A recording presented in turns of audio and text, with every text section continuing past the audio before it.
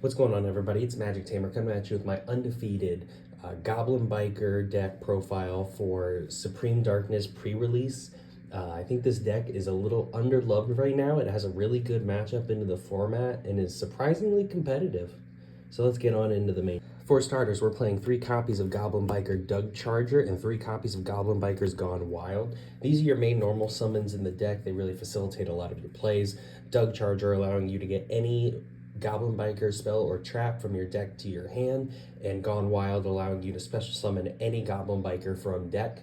This gets amplified in importance the later in the game you go, being able to summon one of your 2 copies of Goblin Biker Clattersploder to revive any Goblin Biker from deck. Or say you open too many Goblin Bikers in hand, you can special summon Mean Merciless, which allows you to special summon a Goblin Biker from your hand. The spells that you're searching off of Doug Charger, we play 3 copies of Grand Entrance and 3 copies of Grand Breakout. Grand Entrance acts as a rota for the deck, allowing you to search any Goblin Biker, and then a secondary effect to detach any material from an Xyz monster on the field to special summon a Goblin Biker from your hand. It does not have to be the one that you searched. Grand Breakout allows you to tribute any monster on your field to special summon a Goblin Biker from deck. This allows you to play through Nibiru because you can tribute off the Nibiru token. If you have a lot of hand traps that you open up with and don't really see any engine, you can summon any hand trap and tribute that off, and then begin your Goblin Biker combo. So it's very important to the deck. Because this is a rank 3 deck, we also play 3 copies of Speedroid Terratop and 1 copy of Takatomborg. Terratop, if you control no monsters, you can special summon this monster for free, and then on summon, it can search your copy of Takatomborg, which special summons itself if you control a wind monster. So this is a free rank 3 before even committing a normal summon. So you can go into Big Gabonga and facilitate all of your Goblin Biker combos. We also play 2 copies of Emergency Teleport, as well as a copy of Psychic Tracker and Psychic Wielder to summon off of this Emergency Teleport. If there's one thing I would change about this deck moving forward, I would probably add another copy of Emergency Teleport and then add in a copy of Virtual World Nyan Nyan, because when Nyan Nyan is in grave and a level 3 is summoned, it can special summon itself from the graveyard. So this allows you late game to turn any hand trap or a tracker wielder extra copy of Terratop into another rank 3 to continue your plays and keep you in the grind game. We also play a very small Fiendsmith engine with playing 1 of Engraver, Lacrima, Lurie, and Tract.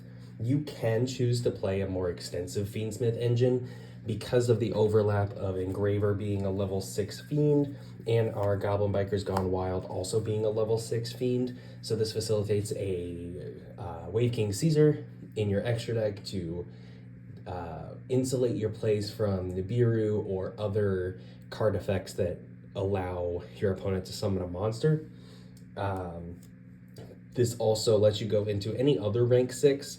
So Engraver is less of a starter for the Fiendsmith in my eyes and more of a free level 6 body to get you into your rank 6 Goblin Bikers. For the hand traps, and oh boy do we play a lot. We play 3 copies of Ash Blossom and Joyous Spring, 3 copies of Infinite Impermanence, 3 copies of Ghost Ogre and Spooky Dogwood. This is important in the format to get rid of continuous spells or field spells for Malice or for Ryzeal. It is also a level 3 monster that can be summoned off of Psychic or Emergency Teleport. So this can also insulate your plays, give you extra interaction on your opponent's turn, or even start your plays. We also play 3 copies of Nibiru the Primal Being, 1 copy of Bestial Magnuma, and 2 copies of Druistorm. These are also other level 6 bodies. As I said, we play a couple of rank 6s in our extra deck, so this allows us to get our Goblin Bikers going and interact with our opponent some more. We also play 1 copy of Triple Tactics Talent. It's talent, it's important. You need to have some sort of interaction if your opponent decides to interact with you during your turn.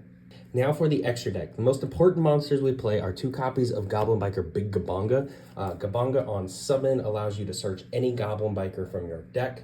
So if you are missing a piece of engine that you need, you can search it, This also takes any 2 level 3s, so usually you can summon this off of your Speedroid engine before even committing a normal summon. We also play Goblin Biker Crazy Beast. Crazy Beast is a great card in the Malice matchup because on your turn you can target a spell or trap your opponent controls and then detach 2 material from it to then take that spell or trap as material. So this forces the interaction with Malice. They have to use their traps, or you take their field spell. Same for Ryziel. It also has a sneaky effect that once per duel, if it's in the graveyard, you can special summon it from grave and attach a Goblin Biker from grave to it as material. So this gives you a free rank 6 body that you can then use your Cloud Exploder or your Mean Merciless to summon itself back from grave and continue your Goblin Biker plays. We also play 1 copy of the new Goblin Bikers Gone Bonkers. Great name, Konami. Please, thank you for this.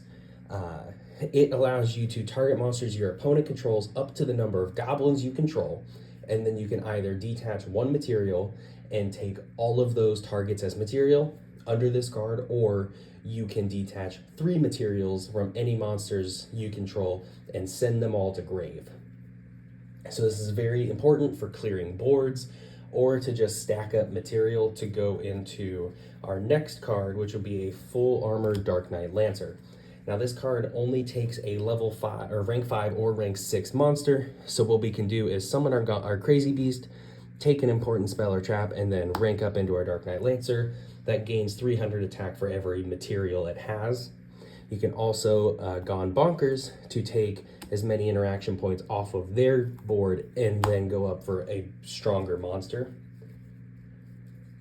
We also play Divine Arsenal AA Zeus. This is an Xyz deck. You should be playing this card. It is an instant pressure point with your opponent that forces them to interact. Otherwise, they're going to lose their board. Because we play a Fiendsmith engine, we also play a copy of Moon of the Closed Heaven, 1 Requiem, 1 Sequence, 1 Princess, 1 Wave High King Caesar, and 1 copy of Fiendsmith's Desiree. As I said earlier, our Goblin Bikers Gone Wild is a level 6 Fiend, so we do not always have to go into Necroquip Princess to get to our Wave King Caesar, and there is times to where this would be more important, and with other engines that are seen in Goblin Bikers, you can get extra effects off of Necroquip Princess. But we also play an IP Masquerena and SP Little Knight, and to get over these monsters that are unaffected that we can't really deal with, we play a copy of Underworld Goddess of the Closed Moon to take it off as link material and then open up our Goblin Biker plays. And finally, for the side deck, we have 3 copies of Artifact Lancia as well as 1 copy of Artifact Sanctum. This is important for your Malice matchup because Shifter does hurt this deck. There's not a lot of combo lines you can do through Shifter, but there is a little bit, so it's important that you have Lancia or Sanctum to insulate yourself and kind of keep Malice from being able to pressure you too much. We also play 3 copies of Book of Eclipse. In the Ryziel matchup, this allows you to flip their monsters face down, and then all of your Goblin Bikers can detach material from anywhere on the field for their effects. So this allows you to take materials out from under their monster without having to worry about the actual monster. We also play 3 copies of Triple Tactics Thrust. This is important for going second because we also play a copy of Harpy's Feather Duster. We can search our 1 of Talents, and the Goblin Biker's Grand Entrance is also a normal spell that can be searched off of this, so this allows us to start our Goblin plays. It can search Artifact Sanctum going first. We also play 1 copy of Dimensional Barrier. Floodgates are fun. It's searchable off of Thrust, so it keeps us in the game. And then for time, we play 3 copies of Ghost Sister and Spooky Dogwood. There are other options that you could do. In your extra deck, if you don't want to play a Fiendsmith engine, you could put in Fortune Tune, which during your standby phase gains you 500 life points. But I feel like in a format where decks tend to combo off a lot, if you force them late in game to play under a Ghost Sister and Spooky Dogwood, odds are you're going to win the game. And this actually did win me a game against Earth Machine in round 2. I ended up with my life points being over 39,000, and it was very helpful to sustain me and get me through a long grind game. So that's the deck profile. Like I said, this went undefeated 3-0 at our Supreme Darkness pre-release event, and the deck performed really well. The only change I would really make is maybe adding another copy of Emergency Teleport as well as a Virtual World Nyan to give me just a little bit of extra gumption, little oomph later in games. Other than that, the deck performed really well. If you guys have any questions or comments or just want to voice any sort of opinions, let me know in the comments below, and I will see you guys another time.